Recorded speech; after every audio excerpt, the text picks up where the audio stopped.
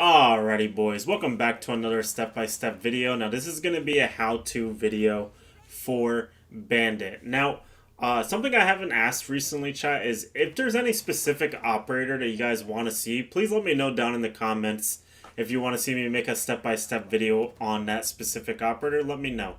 Now, for Bandit, guys, the main concept that I want to talk about for this video is going to be bandit tricking. Now, yes, there is a playstyle where you don't bandit trick and you just simply put your bandits on the ground and then or on the wall and then you just walk away and you know what I mean, you do whatever you want to do for that round. But for this specific video, I want to talk about bandit tricking and how to do it. So the easiest way, in my opinion, to do bandit tricking is to put one bandit on the wall like how I'm doing in the clip right now and have your other one in your hand ready to go. And the reason why you do this is that if they dash the wall, then you're going to be able to just immediately trick it. Now, these guys are going to try to shoot from below for IT here, but I'm going to go ahead and successfully bandit one thermite charge. And then I'm going to go ahead and get some fire on this guy that was trying to shoot me from below. Now, here's the thing, right? They're shooting below to deny me from bandit tricking this wall, which is fine. But here's the thing. I already got one thermite charge, which is very, very good for us because I already bandit tricked one thermite. So now,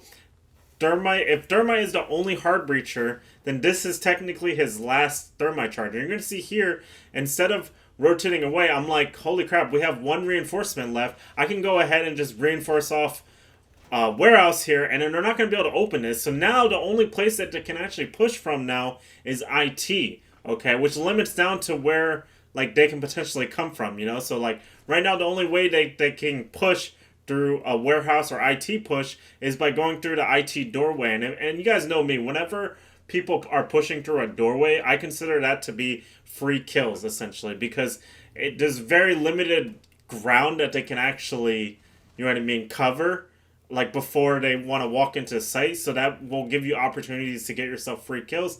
Either you yourself get free kills or your teammates get free kills. So either or is really good.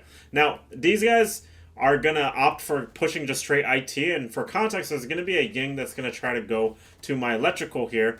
And what's going to end up happening, though, how she's going to mess up is that she's just going to start yinging for electrical. But I'm able to just nitro over the top here and get myself a free kill into her. And then, like I said, they have their only push that they're able to do is to push through IT. So we're going to be able to just collect a round right there for free because I eliminated what they could actually do with their hard breach and their push.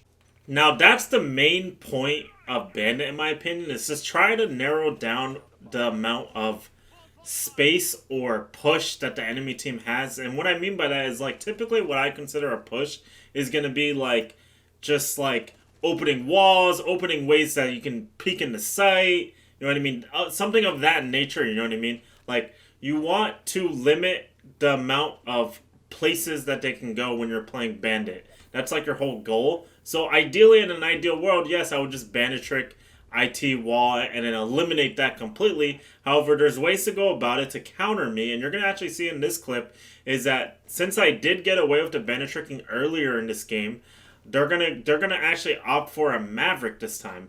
And what's gonna end up happening here is this guy's gonna Maverick the bottom of my reinforcement here. And I'm actually gonna predict this, so I'm actually just gonna rotate away the moment that they start doing it because I don't want to sell my body on this IT breach.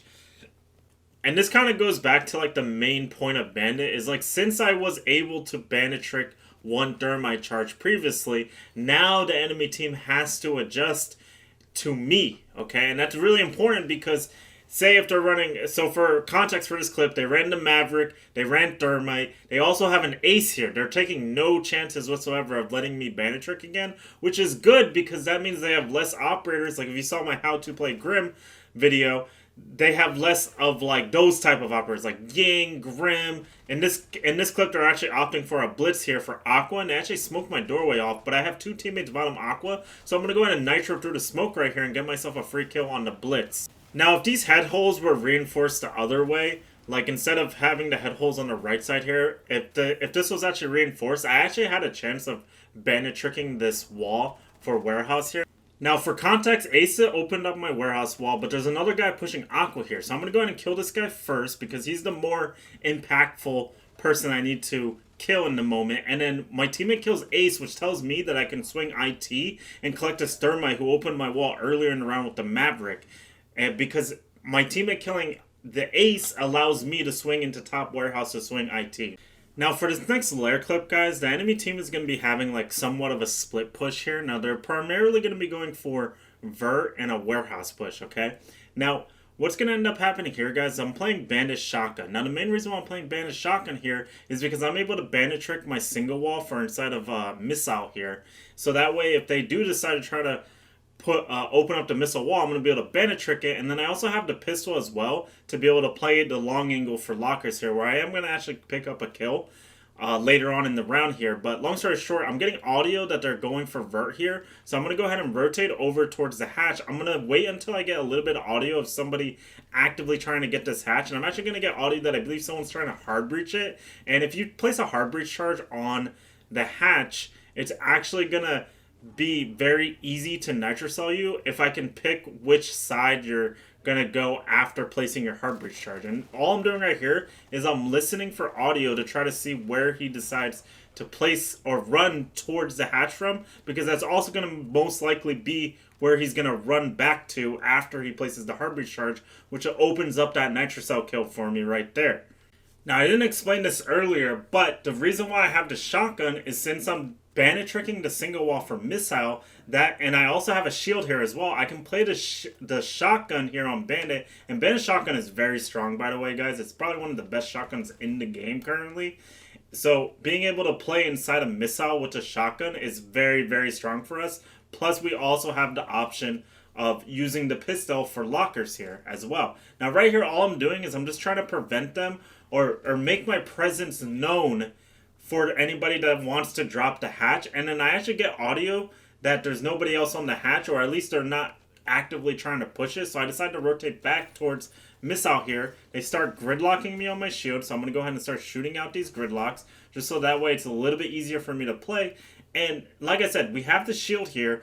They don't have any utility to get rid of it. So all we really need to do is worry about the lockers walk-in, right? And the thing about the lockers walk-in is that since there's a lot of angles to actually look at, all I have to do is really hold this angle, and I can be very confident on this swing with the pistol because he has a lot of other stuff that he has to worry about. So it's very unlikely for him to actually be able to kill me on this gunfight. And Bandit's pistol is actually probably one of the better pistols in the game. So it's actually a very winnable gunfight for me, even if he does expect me to be here.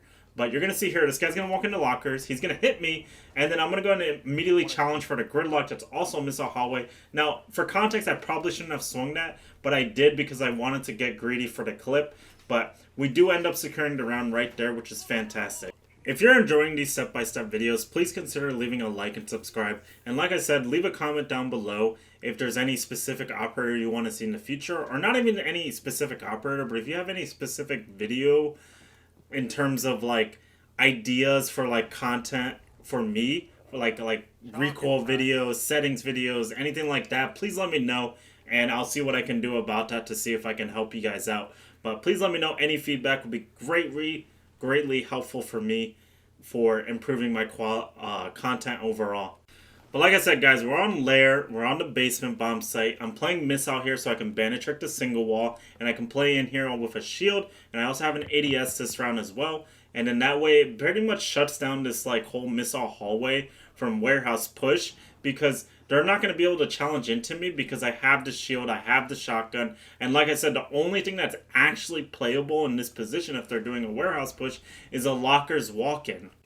Now, there's something that I really quickly want to talk about in terms of concepts for this game, and this doesn't actually apply to Bandit, it actually applies to all operators or all defense rounds, all attacks, whatever, is I want you guys to try to put yourself in the enemy team's shoes. Like, what do they have access to right now? Like, right here, the only thing that they have access to for this push in particular is the lockers push, because they have to clear out my utility to be able to push this hallway.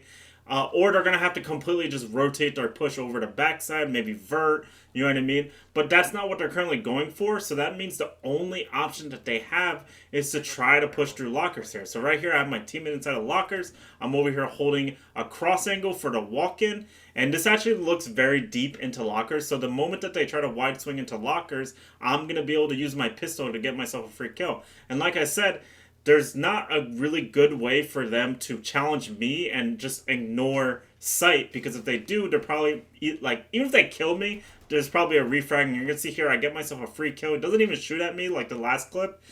And then my teammate's going to go ahead and just walk right back in, and we're in great shape. But like I said, guys, in terms of actual push that the enemy team has in this moment, the lockers push is the only thing they have going for them. Like I said, there is a world where, yes, maybe one person goes backside, but I have two teammates in sight behind me, so I don't really have to worry about that. This is the only thing that I realistically need to worry about. And you're going to see here, my Frost is going to, I believe that he ends up either dying or rotating back to sight.